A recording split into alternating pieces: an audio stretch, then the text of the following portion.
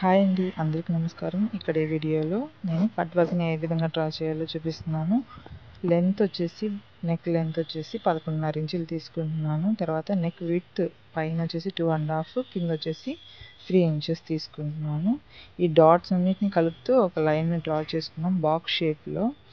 తర్వాత దీన్ని ఒక రౌండ్గా డ్రా చేసుకోవాలన్నమాట. ఇక్కడ వీడియోలో గమనించినట్లయితే మీకు అర్థం అయిపోతుంది. ఈ విధంగా రౌండ్ షేప్ అనేది డ్రా చేసుకోవాలి. తర్వాత 1 ఇంచ్ ఉండేటట్టు మొత్తం రౌండ్ షేప్ చుట్టూ మనము డ్రా చేసుకోవాలి.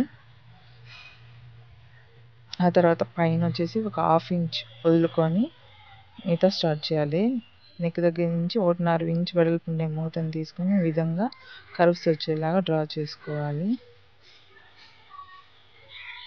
ఆ పైన వచ్చేసి దాంట్లో కలిపేసేయాలన్నమాట. 1/2 ఇంచ్ దగ్గర కలిపేసేయాలి. తర్వాత ఎక్స్ట్రా బక్రాన్ని మనం కట్ చేసుకోవాలి. 1.5 ఇంచ్ లేదా 1 ఇంచ్ ఉండేటట్టు చూసుకొని కట్ చేసేసుకోవడమే.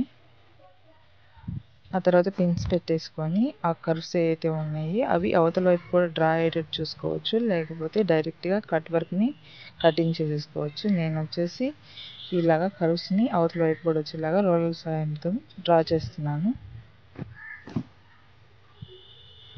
మీకు ఐడియా కోసం ఇంకోసారి చూపిస్తున్నాను అనమాట. ఈ విధంగా కట్ చేసేసుకోవచ్చు.